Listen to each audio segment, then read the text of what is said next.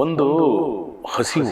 ನನ್ನ ಕಲೆನ ನಾನು ಪ್ರದರ್ಶನ ಮಾಡಬೇಕು, ಜನಕ್ಕೆ ತೋರಿಸ್ಬೇಕು, ಜನ ಖುಷಿ ಪಡಬೇಕು, ನಾನು ಇನ್ನೂ ಇಂಪ್ರೂವ್ ಆಗಬೇಕು, ಪ್ರಪಂಚಕ್ಕೆಲ್ಲ ಹೋಗಿ ನನ್ನ ಕಲೆ ಮಾಡಬೇಕು, ಅದಕ್ಕೆ ಒಳ್ಳೆ ಕಲೆ ಕಲಿಬೇಕು, ಇದೊಂದು ವೇದಿಕೆ ಅನ್ನೋದು ನಮ್ಮ ಮನಸ್ಸಲ್ಲಿ ಬಂದ್ಬಿಡ್ತು.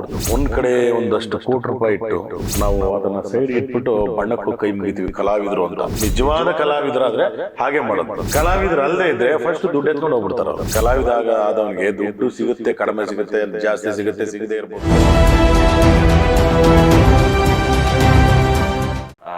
ನೀವು ಈಗ ಲೆಕ್ಚರರ್ ಆಗಿದ್ದವರು, ಅಂದರೆ ಈಗ ಲೆಕ್ಚರರ್ ಆಗಿದ್ದವರು, ಒಳ್ಳೆ ಉದ್ಯೋಗದಲ್ಲಿದ್ದವರು, ಯಾಕೆ ಈ ಮಿಮಿಕ್ರಿನೇ ಉದ್ಯೋಗ ಮಾಡ್ಕೊಳ್ಳೋಣ, ಇದೇ ಕಲೆಯಲ್ಲಿ ಮುಂದುವರಿಯೋಣ ಅಂತ ಅನ್ನಿಸ್ತು ನಿಮ್ಗೆ? ಒಂದು ಹಸಿವು.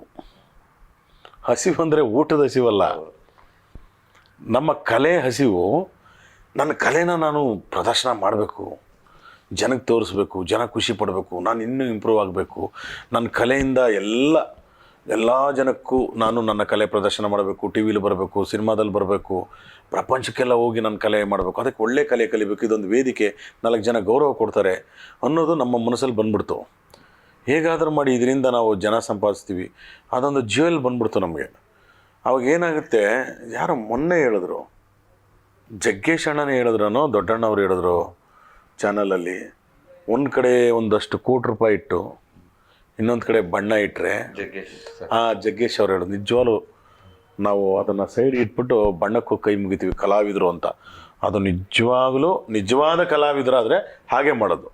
ಕಲಾವಿದರು ಅಲ್ಲದೆ ಇದ್ದರೆ ಫಸ್ಟ್ ದುಡ್ಡು ಎತ್ಕೊಂಡು ಹೋಗ್ಬಿಡ್ತಾರೆ ಅವರು, ಬಣ್ಣ ಆಮೇಲೆ, ಫಸ್ಟ್ ದುಡ್ಡು ಎತ್ಕೊಂಡು ಹೋಗ್ಬಿಡೋಣ ಅಂತ. ನಿಜವಾದ ಕಲಾವಿದರಾದರೆ ಜಗ್ಗೇಶ್ ಅಣ್ಣ ಅವ್ರು ಹೇಳಿರೋದು 100% ಕರೆಕ್ಟು.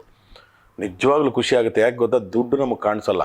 ಕಲಾವಿದ ಆದವನಿಗೆ ದುಡ್ಡು ಸಿಗುತ್ತೆ, ಕಡಿಮೆ ಸಿಗುತ್ತೆ, ಜಾಸ್ತಿ ಸಿಗುತ್ತೆ, ಸಿಗದೇ ಇರ್ಬೋದು.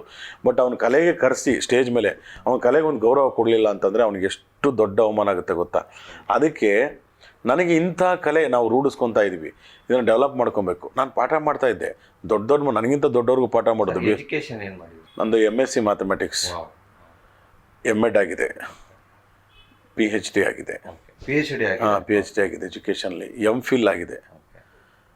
ಸೊ ಇಷ್ಟು ಮಾಡಿಕೊಂಡೆ ನಾನು. ನೀವು ಅಷ್ಟು ಎಜುಕೇಶನ್ ಮಾಡ್ಕೊಂಡ್ರು ಕೂಡ ನಾನು ಕಾರ್ಯಕ್ರಮಗಳಲ್ಲಿ ಹೆಸರು ನೋಡಿದಾಗ ಮಿಮಿಕ್ರಿ ಗೋಪಿ ಅಂತ ಇರುತ್ತೆ, ಡಾಕ್ಟರ್ ಮಿಮಿಕ್ರಿ ಗೋಪಿ ಅಂತ ಇಲ್ಲ, ಡಾಕ್ಟರ್ ಗೋಪಿ ಗೋಪಾಲ ಅಂತಿರೋದು. ನನ್ನ ಯಾವುದಾದ್ರೂ ಸಿಗ್ನೇಚರ್ ಮಾಡಬೇಕಾದ್ರೆ ಮತ್ತೊಂದು ನನ್ನ ಕಾಲೇಜ್ ಹೆಸರೆಲ್ಲ ಡಾಕ್ಟರ್ ಗೋಪಾಲ ಅಂತಲೇ ಇರೋದು. ನಾನೀಗ ತುಮಕೂರಿನಲ್ಲಿ ಒಂದು ಕಾಲೇಜಲ್ಲಿ ಎಜುಕೇಷನ್ ಕನ್ವೀನರ್ ಆಗಿದ್ದೀನಿ, ದಿವ್ಯ ಕಾಲೇಜ್ ಆಫ್ ಎಜುಕೇಷನ್ ಅಂತ.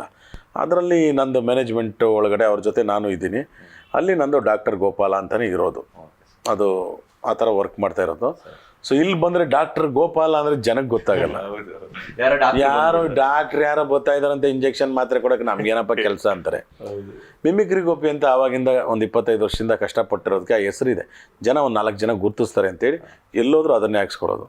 ಈಗ ಕೆಲವರು ಕಾಲೇಜ್ಗಳಲ್ಲಿ ಹೋದಾಗ ನಮ್ಮ ಕ್ಲಾಸ್ಮೇಟ್ಸ್ ಎಲ್ಲ ಗೋಪಾಲ ಅಂತ ಹಾಕ್ಸಿರ್ತಾರೆ. ಕೆಲವ್ರು ಕಾರ್ಯಕ್ರಮ ಮುಗಿದ ಗೋಪಾಲ ಅಂತ ಯಾರೋ ಕಾಲೇಜಿಗೆ ಬಂದಿದ್ರು, ಗೋಪಿಯವ್ರು ಬಂದಿದ್ರಂತೆ. ಸಾರ್ ಫಸ್ಟ್ ಹೇಳಿದ್ರೆ ನಾವೆಲ್ಲ ಬರ್ತಾಯಿದ್ವಿ ಸರ್, ಯಾರೋ ಡಾಕ್ಟ್ರ್ ಬರ್ತಾವ್ರೆ ಅಂತ ಹೇಳ್ತಾರೆ. ಅದಕ್ಕೆ ಅದು ಆಗೋದು ಬೇಡ ಅಂತ ಇದು ಮಾಡಿದೆ. ಅದಕ್ಕೆ ನಾನು ಕಾಲೇಜಿನಲ್ಲಿ ಒಳ್ಳೆ ಉದ್ಯೋಗ, ತುಂಬ ಟೀಚಿಂಗ್ ಪ್ರೊಫೆಷನ್ ಅಂದರೆ ಅದು ಭಾಳ ತಾಯಿ ನಂತರ ಸ್ಥಾನ ಕೊಡೋದು ಗುರುಗಳಿಗೆ. ಅದು ಮಾಡ್ತಾಯಿದ್ರು ನಮಗೆ ಏಡೆಡ್ ಆಯಿತು. ನನ್ನ ಗೌರ್ಮೆಂಟ್ ಕೆಲಸ ಅಪ್ರೂವಲ್ ಆಗ್ತಾ ಇತ್ತು, ನಾನು ಬೇರೆ ಕಡೆ ಹೋಗಬೇಕಿತ್ತು.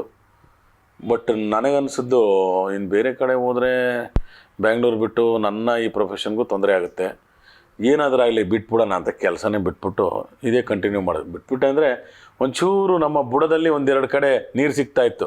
ಒಂದು ರೇಡಿಯೋ ಸ್ಟೇಷನ್ ಒಂದಷ್ಟು ದುಡ್ಡು ಬರ್ತಾ ಇತ್ತು. ಕರೆಕ್ಟ್ ಸರ್, ರೇಡಿಯೋ ಸ್ಟೇಷನ್ ಅದರಲ್ಲಿ ಟೈಗರ್ ಪ್ರಭಾಕರ್, ಸುಧೀರ್, ವೀರೇಂದ್ರ ಅಂತ ವಾಯ್ಸ್ ಬರುತ್ತೆ. ಹೌದು. ಎಷ್ಟು ವರ್ಷ ಸರ್ ಆ ಜರ್ನಿ ಹೇಗೆ ಶುರುವಾಯಿತು? ಅದು ಒಂದು ಡೂಪ್ಲಿಕೇಟ್ ನಂಬರ್ 1 ಅಂತ 2005-06 ಮಾಡಿದ್ರು 92.7 ಬಿಗ್ FM ಅವರು. ಅವಾಗ ಡೂಪ್ಲಿಕೇಟ್ ನಂಬರ್ 1 ಅಂತಂದರೆ ಮಿಮಿಕ್ರಿ ಮಾಡೋ ಆರ್ಟಿಸ್ಟ್ಗಳನ್ನೆಲ್ಲ ಕರೆಸಿ ಮಾಡಿದರು. ಅಲ್ಲಿ ಸುಮಾರು ಜನ, ನಾನು ಯೂನಿವರ್ಸಿಟಿನಲ್ಲಿ ವಿಜಯ್ ಅಂತ ಕೆಲಸ ಮಾಡ್ತಾರೆ ಅವರು, ಮಹೇಶು, ದಿಲೀಪ್ ಅಂತ ಒಂದು ಹುಡುಗ, ಒಬ್ಬರು ಅವರು ಕಣ್ಣು ಸ್ವಲ್ಪ ಕಾಣಿಸ್ತಾ ಇರಲ್ಲ, ಅವರು ಹೆಸರುಗಳು ಮರ್ತೋಗಿದೆ.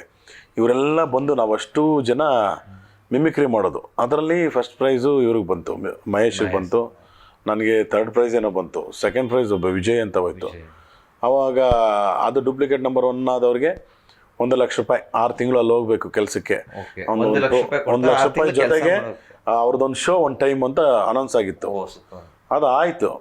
ಅದಾದಮೇಲೆ ಏನಾಯಿತು ಮತ್ತೆ, ಅಯ್ಯೋ ನಮಗೆ ರೇಡಿಯೋ ಸ್ಟೇಷನ್ಲಿ ಹೋದ್ವಿ ಬಟ್ ನಾವು ಗೆಲ್ಲಿಲ್ಲ ಬಿಡಿ ಅಂದ್ಬಿಟ್ಟು ಮಹೇಶ್ ಪಾಪ ಮಿಮಿಕ್ರಿ ಮಹೇಶ್ ಮಾಡಿದ್ರು.